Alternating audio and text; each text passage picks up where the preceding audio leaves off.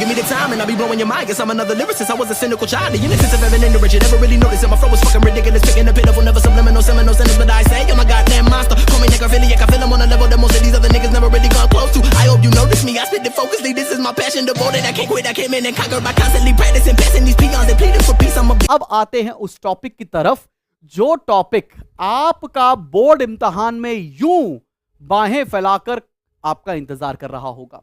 तो ये जो टॉपिक आप पढ़ने जा रहे हैं ये पत्थर की लकीर है, पेपर में आने ही वाला है। कभी ऐसा नहीं होगा कि ये क्वेश्चन आपसे ना पूछा जाए, लेकिन मोड ऑफ आस्किंग क्वेश्चन इस साल 2026 में इवन मोर डिफिकल्ट होने जा रहे हैं एज कंपेयर टू 2025। आपको अपनी प्रिपरेशन ऑन टोज रखनी है, इस बार रटना नहीं समझना है। समझने के साथ साथ अप्लाई करने की नॉलेज आपको लगानी पड़ेगी। पिछले सालों तक जो पढ़ाने का तरीका था और यहां से जो पढ़ने का तरीका है बेटा वो बिल्कुल चेंज रखना पड़ेगा, बिकॉज पेपर डायरेक्ट नहीं कॉम्पिटेंसी फोकस क्वेश्चंस के साथ भरा हुआ होगा। चलो भाई देखते हैं ये फैक्टर्स अफेक्टिंग कैपिटल स्ट्रक्चर क्या होता है। ठीक है, चलो इसको समझने के लिए ये कैपिटल स्ट्रक्चर क्या होता है। कैपिटल स्ट्रक्चर दो चीजों से मिलकर बना होता है। एक तो होता है ओन्ड फंड, एक होता है बोरोड फंड। मेरी बात सुनना, कैपिटल स्ट्रक्चर दो चीजों से मिलकर बना होता है। ओन्ड फंड मतलब खुद का पैसा, बोरोड फंड मतलब उधार लिया हुआ पैसा। इसको डिटेल में समझने के लिए जरा कुछ देखते हैं। कैपिटल स्ट्रक्चर में क्या होता है, ओन्ड फंड और बोरोड फंड। ओन्ड फंड के अंदर क्या आता है, शेयर कैपिटल और रिटेन्ड अर्निंग्स, खुद का लगाया हुआ पैसा, शेयर्स के थ्रू रेज किया हुआ पैसा, शेयर कैपिटल। और बोरोड फंड्स में क्या आ जाएगा, डिबेंचर्स और long term loans.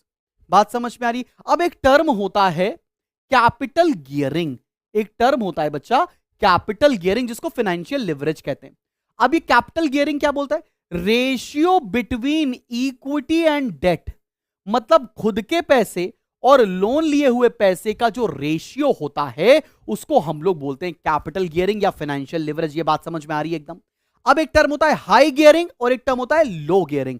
High gearing को हम लोग बोलते हैं जब उधार डेट ज्यादा हो, इक्विटी कम हो। इसको एक और टर्म बोला जाता है trading on thin equity. High gearing का मतलब क्या है, आपके ऊपर कर्जा ज्यादा है और आपका खुद का पैसा कम लगा हुआ है। लो गियरिंग इसका ऑपोजिट होता है, मतलब इक्विटी ज्यादा है और डेट कम है। इसको बोलते हैं ट्रेडिंग ऑन थिक इक्विटी।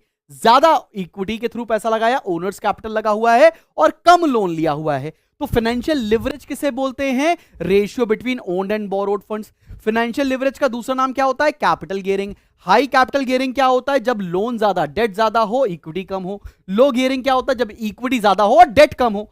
सबको बात समझ में आ रही है। अब जरा आते हैं हम लोग पहले पॉइंट के ऊपर, जिसे हम बोलते हैं ट्रेडिंग ऑन इक्विटी। ठीक है ना, आओ जरा देखा जाए। When company uses borrowed funds in the regular conduct of business along with the equity capital, जब एक कंपनी उधार लिया हुआ पैसा अलोंग विद देयर ओन पैसा बिजनेस में रोजमर्रे में लगाती है, उस चीज को बोलते हैं हम लोग trading on equity. Trading on equity is described when trading of equity is desirable.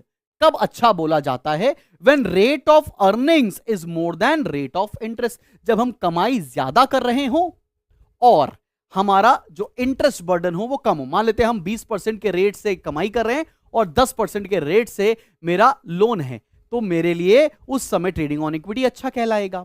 Stable और रेगुलर अर्निंग है, मेरी लगातार हर महीने महीने अर्निंग हो रही है, तब हमारे लिए ट्रेडिंग ऑन इक्विटी डिजायरेबल है।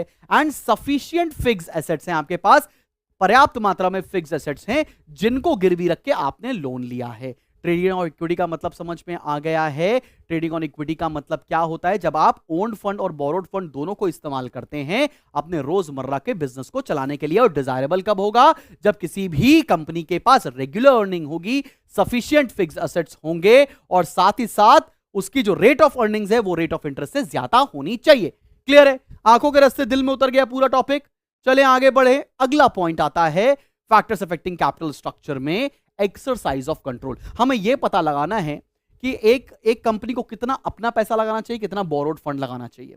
ठीक है ना, यह समझ रहे हैं हम लोग। एक्सरसाइज ऑफ कंट्रोल भाई देखो, if promoters want to retain control in their hands, अगर जो ओनर ऑफ द बिजनेस, जिसने बिजनेस स्टार्ट किया है, वो चाहता है कि नहीं भाई मैं पूरा कंट्रोल अपने हाथों में रखूंगा, मैं अपने ओनरशिप को डाइल्यूट नहीं करूंगा, उस केस में क्या होता है, do not issue equity shares. आपको पैसों की जरूरत है तो आप इक्विटी शेयर्स मत इशू करिए, आप लोन्स डिबेंचर्स के थ्रू अपना पैसा रेज कर लीजिए। तो आपके माइंडसेट के हिसाब से आपको चूज करना पड़ेगा कि आपको पैसा कैसे रेज करना है। अगर मेरे को फुल कंट्रोल चाहिए तो मैं इक्विटी शेयर्स नहीं इशू करूंगा। अगर मैं अपना कंट्रोल डाइल्यूट कर सकता हूं तब मैं ज्यादा इक्विटी शेयर्स इशू करके पैसा लूंगा, कम लोन लूंगा। अगला, नीड फॉर फ्लेक्सिबिलिटी। फ्लेक्सिबिलिटी का मतलब क्या होता है?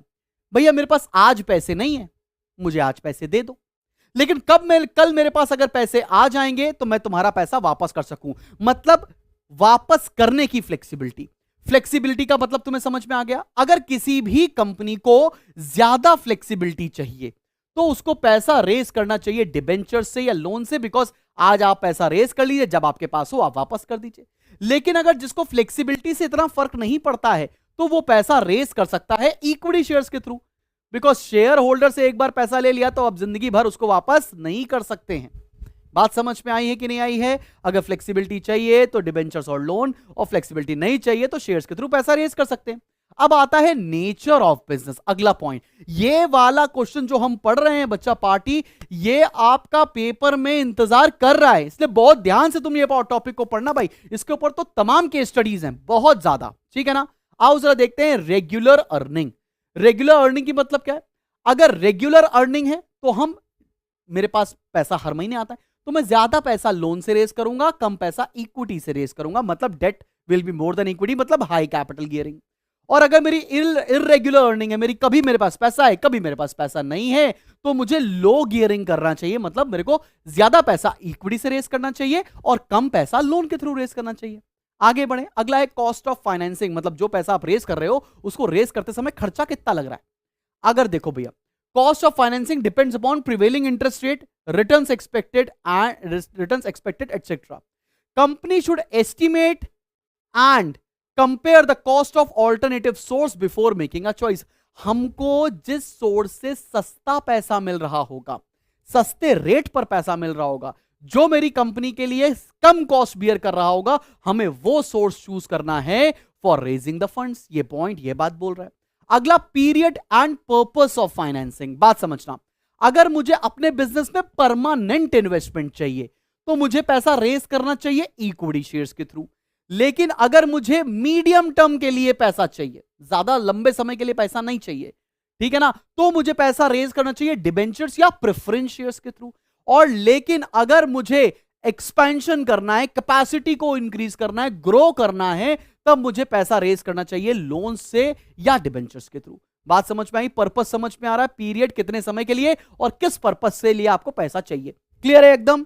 आगे बढ़े, कैपिटल मार्केट कंडीशन देखो। अगर कैपिटल मार्केट कंडीशन का मतलब इन्फ्लेशन चल रहा है, डिफ्लेशन चल रहा है, क्या है, प्रॉस्पेरिटी है, रिसेशन है आपकी इकोनॉमी में, अगर प्रॉस्पेरिटी है, बूम है, तब पैसा रेज करना चाहिए इक्विटी शेयर्स के थ्रू, बिकॉज आपको उस समय शेयर्स का प्राइस अच्छा होता है, ज्यादा पैसे मिल जाएंगे।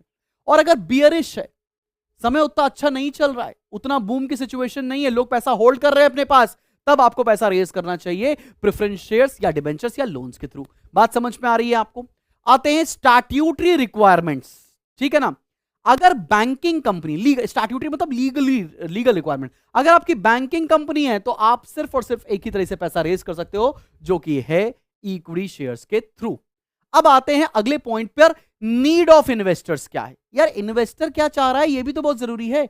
अगर आपका इन्वेस्टर एंटरप्राइजिंग है, ठीक है ना, तो वो पैसा, एंटरप्राइजिंग मतलब चाहता कि बहुत तेजी से ग्रोथ हो, बहुत पैसा कमाए, तो वो पैसा रेज करेगा इक्विटी शेयर्स के थ्रू। लेकिन अगर आपका इन्वेस्टर थोड़ा सा सेफ प्ले करना चाहता है, उतना रिस्क नहीं लेना चाहता है, तब वो पैसा रेज करेगा डिबेंचर्स और प्रेफरेंस शेयर्स के थ्रू। अब आते हैं अगले पॉइंट पर, जो है कैश फ्लो पोजीशन। आपके बिजनेस में आपकी कैश फ्लो की क्या स्थिति है, ठीक है ना। अगर आपके बिजनेस में कैश फ्लो अच्छा है, मतलब अच्छा खासा पैसा आपको हर दिन आता है, तब आप पैसा रेज करेंगे लोन से और डिबेंचर्स से। लोन और डिबेंचर्स, लोन होता है ना, बताया आपको। लेकिन अगर आपका वीक कैश फ्लो है, पैसा कभी कभी आता है आपके पास, रेगुलर नहीं है, तब आपको पैसा रेज करना चाहिए शेयर्स के थ्रू। क्या बात समझ पे आ रही है बच्चा पार्टी? एकदम क्लियर, एकदम अच्छे से समझ में आ गया है कि नहीं? जल्दी से बताओ मुझे कमेंट करके।